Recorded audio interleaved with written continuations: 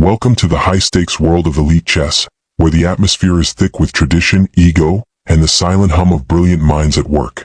Imagine the 2026 Las Vegas International, a tournament where the world's most powerful grandmasters, mostly men who have dominated the rankings for decades, gather to defend their territory. Now, imagine a young lady from a small town in Russia walking into this arena. She isn't a child. She is poised, elegant, and looks more like a fashion student than a tactical assassin. To the American fans and the seasoned pros, she looked like a diversity invite or a social media influencer looking for a photo op. The whispers in the VIP lounge were brutal, dismissing her as a pretty face who would be crushed by the raw, aggressive power of the American Iron Circle. They thought she was there for the clout, but they were about to learn that she was there for the crown. Before we dive into the move that paralyzed the room, I need to know where our community is tonight. Drop a comment right now and tell us where you are watching from. Are you in the US, Europe, or perhaps somewhere in the heart of Eurasia? Stay tuned, because this isn't just about a board game, it's about the total psychological dismantling of the elite. The young lady at the center of this storm is Elena Petrova. Raised in a quiet industrial city in the Ural Mountains, Elena didn't fit the mold of a prodigy. She didn't start at 4. She found the game at 14, a late bloomer by professional standards. But what she lacked in early start, she made up for in terrifying intensity. She spent 18 hours a day studying unconventional engines and psychological profiles of her opponents. While the West was focused on opening theory, Elena was focused on human weakness. By 21, she had climbed the Russian ranks, but because she didn't play the circuit and preferred online anonymity, she arrived in Las Vegas as a total mystery. The American fans, fueled by a mix of nationalism and outdated stereotypes, mocked her entry. On chess forums, she was nicknamed the Instagram Grandmaster, with users betting she wouldn't survive past the 3rd round. They mistook her silence for fear and her grace for weakness. They were preparing for a blowout, unaware that Elena had already played this tournament 1,000 times in her head. When Elena stepped onto the tournament floor, the contrast was jarring. Surrounded by men in wrinkled suits and hoodies who had lived in dark rooms for weeks, she was a vision of calm composure. She sat down at board 4, adjusting her chair with a deliberate, slow grace. The American spectators, gathered behind the glass, were less than welcoming. "She's here for the prize money, not the points," one fan remarked, drawing laughter from the crowd. The mocking wasn't just online, it was in the air. People pointed at her designer blazer and her calm demeanor, assuming she lacked the grit required for a 7-hour grind against a seasoned veteran. There was a pervasive narrative that modern Russian players were too soft, too focused on appearance, and lacked the killer instinct of the old Soviet Guard. Elena heard the snickers as she checked her clock, but she didn't flinch. She simply looked at her opponent, a man with 20 years of experience, and hit the timer. The hunt had begun. Her first opponent was Big Mike Henderson, a legendary American bruiser known for his trash talk through his pieces. He didn't just win, he humiliated. From the first move, Mike tried to intimidate Elena, leaning over the board and staring her down with a predatory grin. He played a hyper-aggressive variation of the King's Indian defense, a man's opening designed to create chaos. The fans were loving it, whispering about how Mike was going to show the lady the exit. Every time Elena made a move, she did it with a soft touch, almost as if she were moving silk. This infuriated the crowd and Mike alike. They saw it as a lack of respect for the war of the game. The live chat on the streaming platforms was a mess of sexist jokes and influencer memes. But as the game reached the 3-hour mark, Mike's grin began to fade. He realized that for every aggressive thrust he made, Elena had already calculated a counterpunch 10 moves deep. She wasn't playing the board, she was playing Mike's overconfidence. By move 35, the mockery in the hall had turned into a confused, heavy silence. Mike Henderson, the man who had crushed champions, was sweating. His position was a mess of tangled pieces and dead-end diagonals. Elena, meanwhile, hadn't even finished her first cup of tea. She looked as if she were sitting in a library, completely unbothered by the high-stakes drama. When she finally sacrificed her queen, a move that looked like a desperate blunder to the amateurs in the crowd, the room gasped. "She's tilted," a fan whispered. "She's finally giving up." But the Grandmasters in the commentary booth went dead silent. They saw what the fans didn't. It wasn't a blunder, it was a cold-blooded execution. 3 moves later, Mike realized he was in a forced checkmate. He stared at the board for 10 minutes, his face turning a deep shade of purple, before knocking over his king in disgust. He didn't look at her. He didn't shake her hand. He just walked out. The Instagram Grandmaster had just retired a legend. The news of Elena's victory spread like wildfire, but the skeptics remained loud. She got lucky, the forums claimed. Mike was having an off day.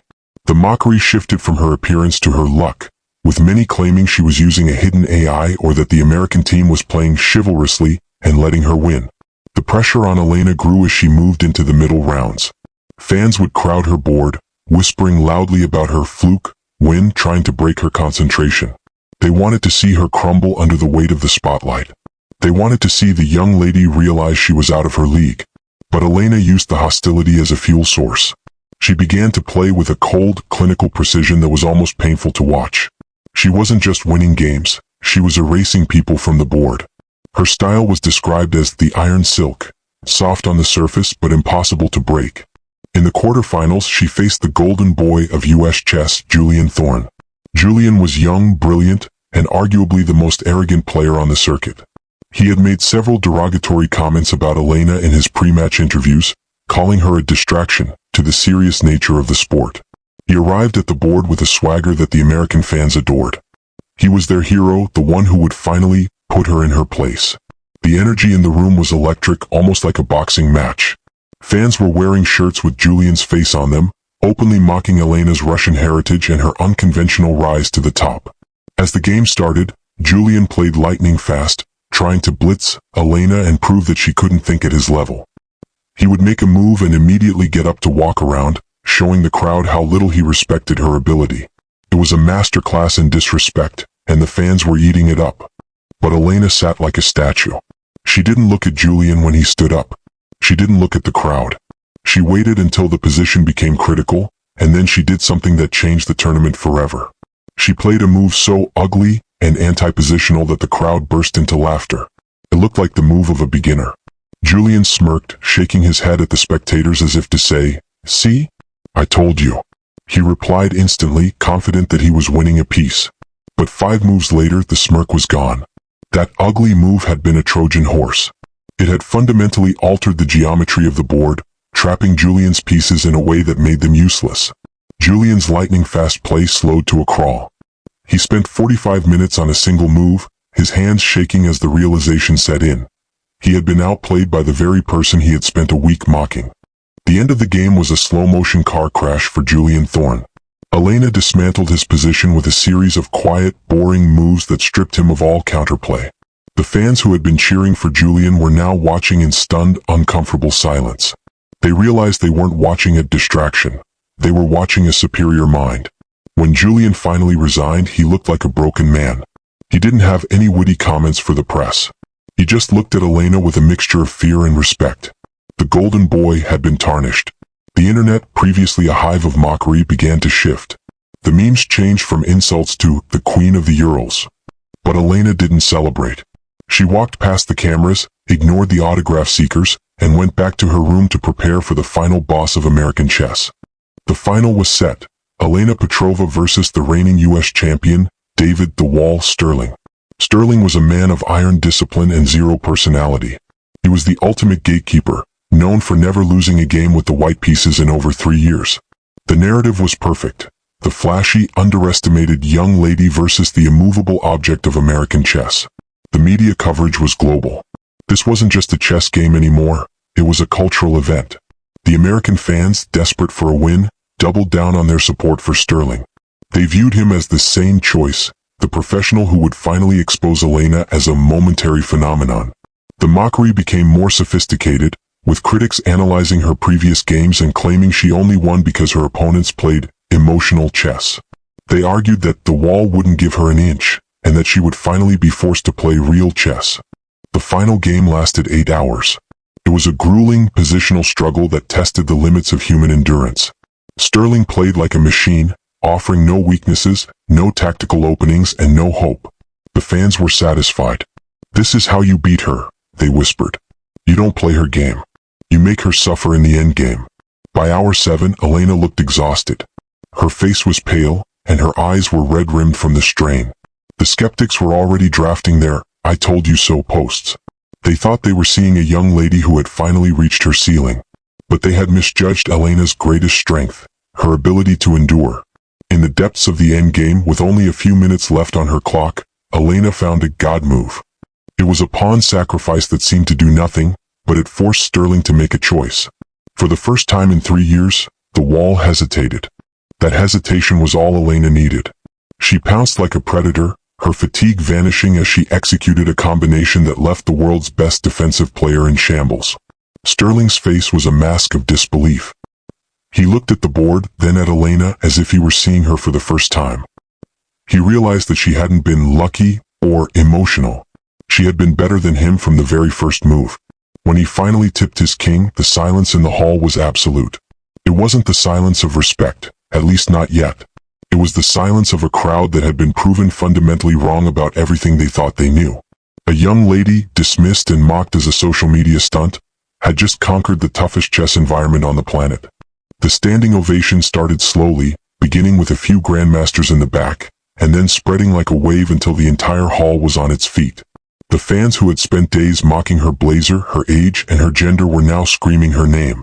The Queen of the Urals had become the champion of Las Vegas. In the post-match ceremony, the atmosphere was surreal.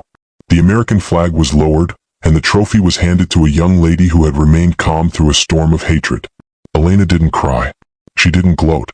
She accepted the trophy, shook Sterling's hand with genuine respect, and gave a short, powerful speech. "You mocked me because I didn't look like your idea of a champion," she said, her voice steady. "But chess doesn't care what you look like. It only cares about the truth." The impact of Elena's victory was felt far beyond the world of chess. It became a symbol for anyone who has ever been underestimated in their field. The Iron Silk became a global icon, proving that intelligence and grace are not mutually exclusive.